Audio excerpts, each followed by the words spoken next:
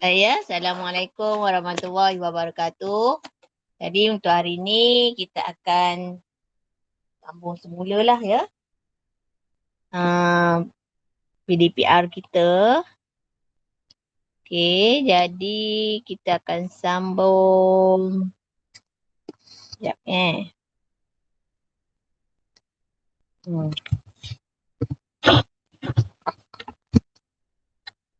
Okey, kita akan sambung yang semalam. Okey, sambungan semalam. Okey, jadi hari ni kita nak menentukanlah laju ya. Kalau ingat lagi semalam cikgu ajar sesaran. Dengar suara cikgu? Dengar. Okay, semalam cikgu ajar sesaran, nak ke velocity, nak ke acceleration kan. Okay, jadi kalau nak pergi ke satu tempat ke satu tempat, kita buat pembezaan lah. Okay, yang ni ds per dt, yang ni dv per dt. Okay, jadi untuk soalan ni, tengok ya, contoh soalan. Soalan periksa lebih kurang macam ni jugalah. Okay, dia akan bagi ayat, dia suruh kita carilah. Suatu zarah bergerak di sepanjang satu garis lurus supaya sesarannya S meter dari titik tetap diberi oleh S sama dengan T kuasa 3 tolak 9 T kuasa 2 tambah 24 T tambah 5. Dengan keadaan T ialah masa selepas gerakan bermula. Okey. Hitungkan H laju awal. Okey, dekat sini dia nak cari H laju awal. Yang kita dapat daripada soalan ialah sesaran. Okey, jadi kita nak kenalah tukar dulu sesaran pergi ke mana? Pergi ke H laju ya. Jadi kita akan pakai ds per dt lah, perbezaan terhadap perbezaan S terhadap T. Okey, jadi kita akan buat pembezaan. Ni akan dapat 2T kuasa 2 tolak 18T tambah 24. Okey. Jadi bila kita dah selesaikan, kita dah dapatlah ya fungsi H laju kita. Fungsi H laju ni. Okey, jadi soalan nak H laju awal. Jadi semua tahu kalau awal-awal tu kita tak bergerak kan, masa dia kosong. Jadi ayat awal itu menunjukkan T kita kosong. Jadi cikgu pun akan gantilah T kosong. Okey. Jadi laju awal ya. Okey, cikgu tulis sini. Soalan A. Kenapa besar sangat ni? Okey. Soalan A.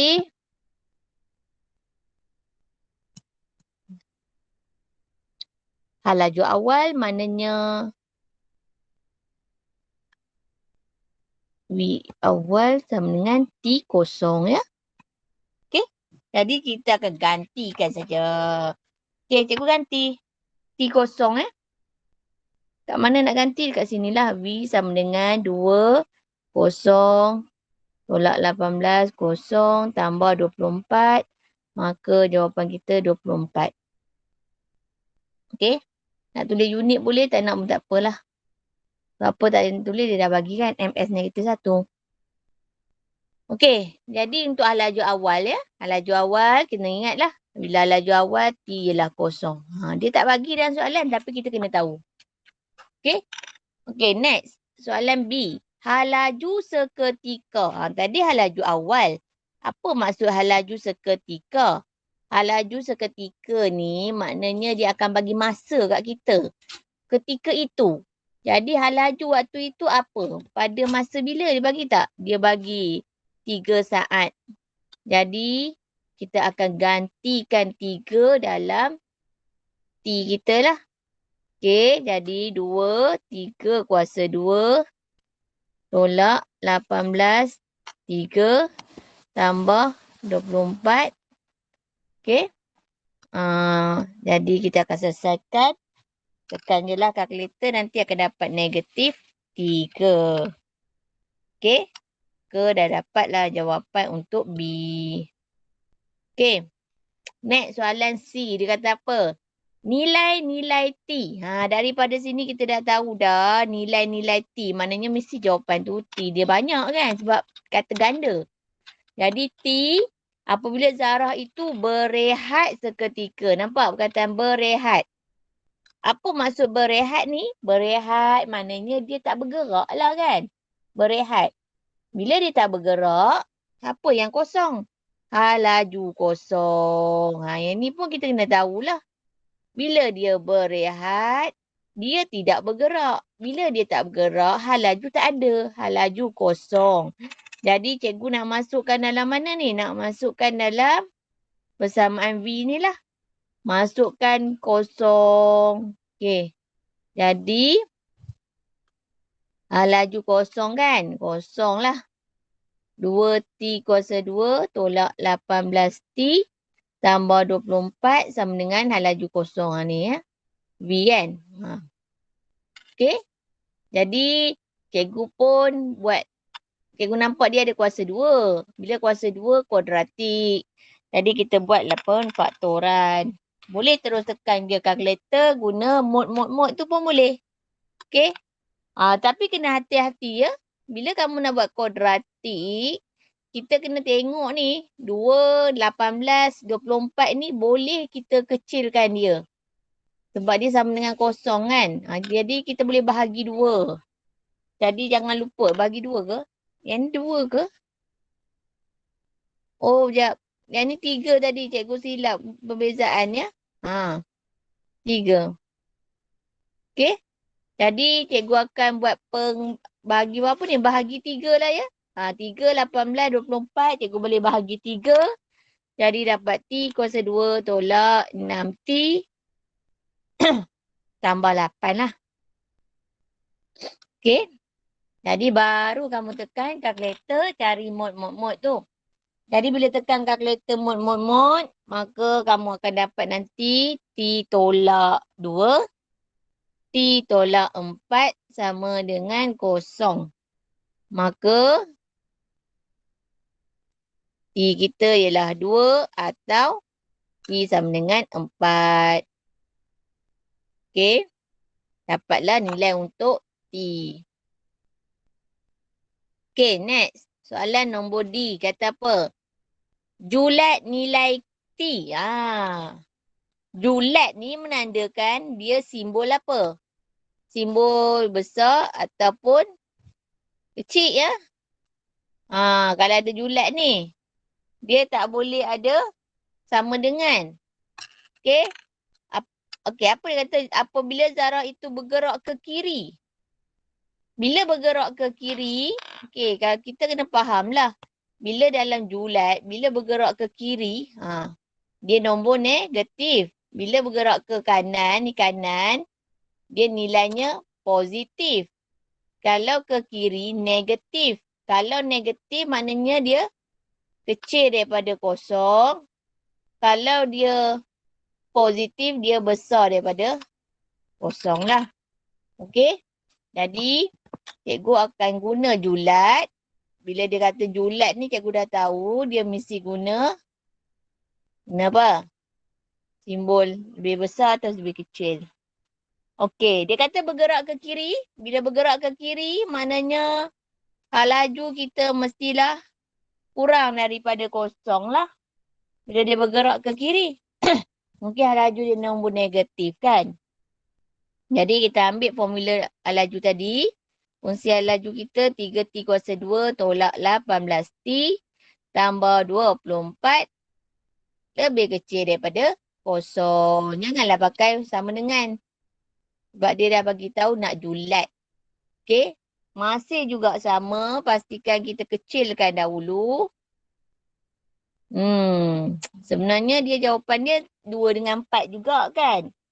Okey. Cuma bezanya penulisan kita ni Kita tak boleh tulis sama dengan lah. Kita kena tulis lebih kecil. Okey. Jadi untuk ni ketaksamaan kan? Ingat baliklah. Kita dah belajar sebelum ini ketaksamaan linear. Okey, bila nak ketaksamaan kuadratik, bukan linear, kuadratik. Okey, jadi kalau kita nak melukis graf, kita nak menentukan nilai, kita kena lukis graf. Bila simbol dia ni lebih kecil kan? Lebih kecil. Jadi graf kita senyum gini, lebih kecil. Ni nombor apa? 2 dengan 4. Bila lebih kecil, dia berada di kawasan dalam. Okey, bila dia lebih kecil ya. Jadi bila lebih kecil, dia berada di kawasan dalam. Jadi nilai T kita ialah antara 4 hingga 2. Maka jawapan kita, ni dia lah julat dia. Okey? Boleh? Jangan keliru lah. Tapi kalau soalan kita, dia kata ke arah kanan. Contohlah ya, contoh. Cikgu bagi contoh. Arah kanan, kalau kanan, kanan dia sepatutnya ke sana kan, besar, positif. Jadi dia besar daripada kosong. Kamu pun nanti akan tulis semua ni lah. Semua ni kamu tulis lah sekali. Macam ni. Macam ni kan. Jadi kamu nak lukis graf. Graf kamu kat mana? Bila besar grafnya kat luar. Luar kat sini. Luar kat sini. Luar dekat sini ya.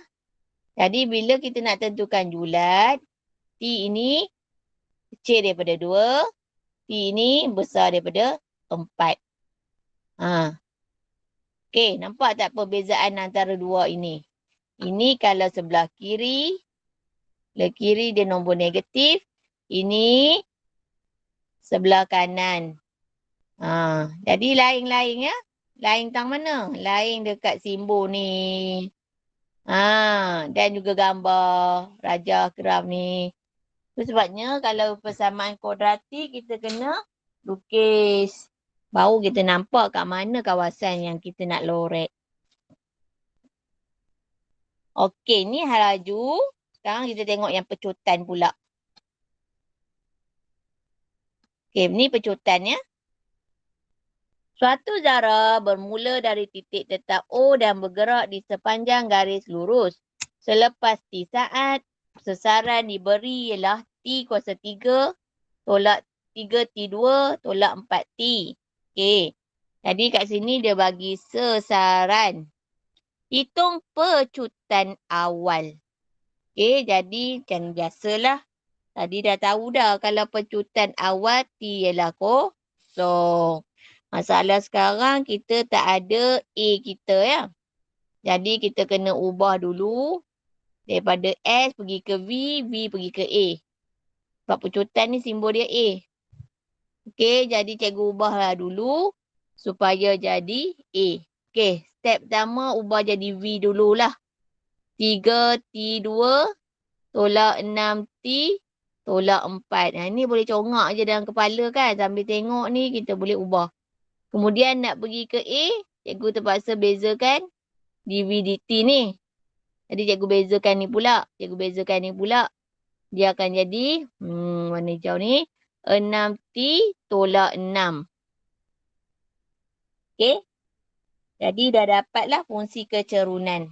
Fungsi sasaran. Sasaran pula. Fungsi pecutan. Ni pecutan ya. Okey, sekarang dia nak jawapan A. Pecutan awal maknanya T kita kosong. Jadi, bila T kosong, A kita akan ganti nilai jadi negatif 6. Nak tulis unit boleh, tak nak tulis pun tak apa. Kalau tulis pun baguslah sebab dia dah bagi tahu dah kat situ. Ambil je. Okey, next B, pecutan seketika. Tadi cikgu dah bagi tahu kalau ada perkataan seketika dia mesti ada masa, iaitu masa dia 5 saat. Jadi masukkan sajalah 5 tu. Dia nak pecutan 6 darab 5 tolak 6.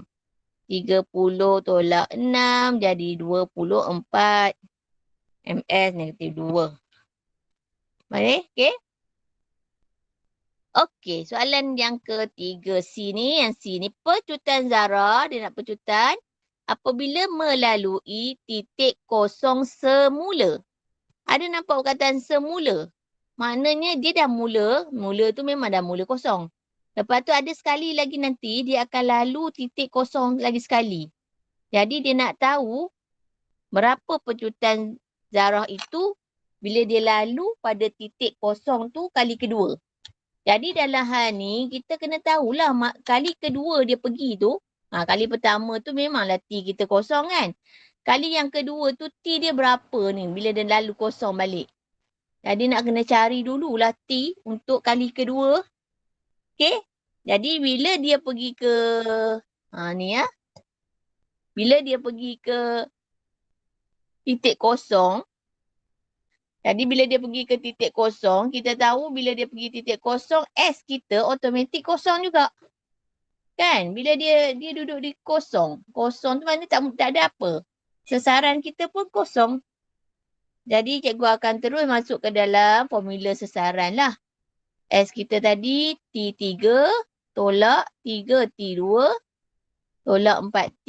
Cikgu samakan dengan kosong lah ya. Sebab cikgu nak cari masa. Okey, kalau kamu tengok sini T3, T2, T. Maknanya semua ada T. Cikgu keluarkan T dulu. Nampak? Buat pemfaktoran. Lepas tu dalam kurungan ni, cikgu nampak dia kuadratik. Cikgu pun tekan kalkulator mod. Maka dapat jawapan 3 T tambah 1. T tolak 4. Ni tekan kalkulator mod lah kuadratik kita. Dan akhirnya kita akan dapat jawapan T sama dengan kosong. Ni kosong Yang ni T sama dengan negatif 1. Yang ni pula T sama dengan 4. Ada 3 jawapan T. Okey, kita tengok ya. Kita nak cari T sebenarnya ya. Sebab apa kalau tak tahu T macam mana kita nak tahu pecutan waktu tu. Okey, T kosong maknanya memang betul lah. Bila sesaran kita ni kosong, dia kira baru nak mula lah kan. Baru nak mula. Masa kita pun kosong. Okey, betul lah. Ini masa yang mula-mula sekali. Okey. Yang kedua ni nampak ni. T negatif 1. Sebenarnya masa mana ada dalam nombor negatif? Ada ke nombor negatif untuk masa? Tak ada. Jadi jawapan ni kita takkan terima. Sebab jawapan masa negatif tak akan ada. Okey. Tak ada negatif 5 minit. Negatif 100 jam. Tak ada. Jadi kita tak terima. Dan last kali ni ada T4. Jadi kita akan ambil ni. Maknanya dia ada 2 kali masa yang akan zarah tu berada di sesaran kosong. Okey. Jadi kita akan pakai yang T4 lah. Dia nak cari pecutan. Soalan ni nak cari pecutan. Okey. Dia nak cari pecutan. Jadi kita akan guna formula pecutan tadi. 6 T berapa tadi? T kita 4. Tolak 6. Maka 24 tolak 6. Dapatlah jawapan. Tu yang keempat ni. 18. Okey. Dapatlah jawapan 18. Okey. Boleh? Kita dapat jawapan. Okey. Seterusnya soalan last sekali. Soalan ni dia kata apa? Julat. Tadi cikgu dah habaq dah. Kalau julat mesti ada simbol besar atau kecil. Jadi kita tengok dia nak kata apa? Kalau dia positif. Jadi cikgu dah cakap kalau dia positif maknanya dia ke kanan.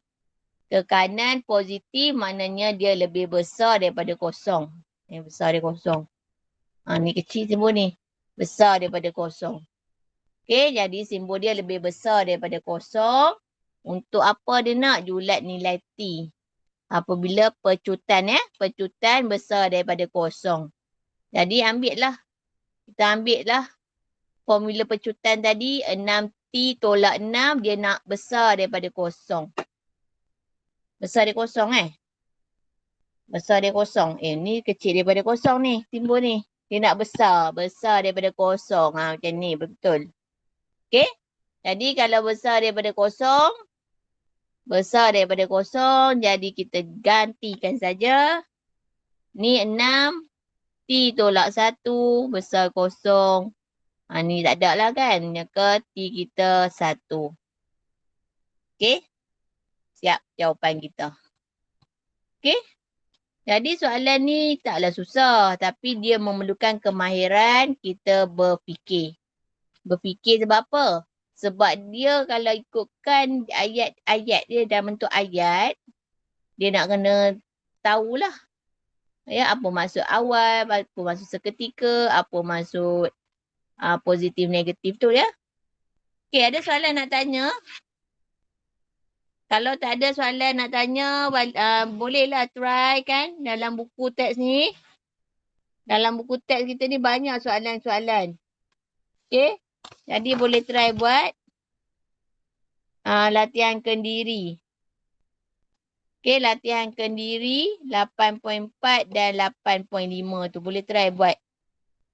Okey. Ada soalan nak tanya? Tak ada. Tak ada.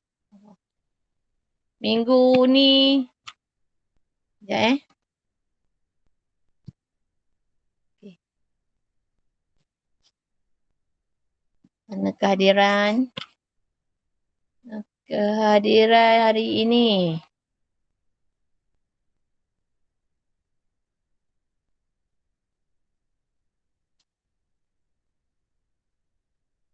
Hari ni pun semua ladies je yang ada dalam ni. Girl saja. Mana yang boynya? Demo dah tak masuk kelas ni. Raja dia tak sihat hari ni cikgu. Raja? Raja tak sihat? Okey. Okey ya, kalau tak ada apa, kita tamatlah kelas kita ya. Jadi minggu depan ada sekali lagi kelas. Lepas minggu je lagi lah. Lepas minggu yang berikutnya, cikgu akan mula buat ulang kaji lah. Kita dah habis dah topik ni sebenarnya. Tinggal seminggu je lagi minggu depan. Okey? Kalau tak ada apa-apa, kita jumpa lagi minggu depan ya. Assalamualaikum. Terima kasih cikgu. Terima kasih.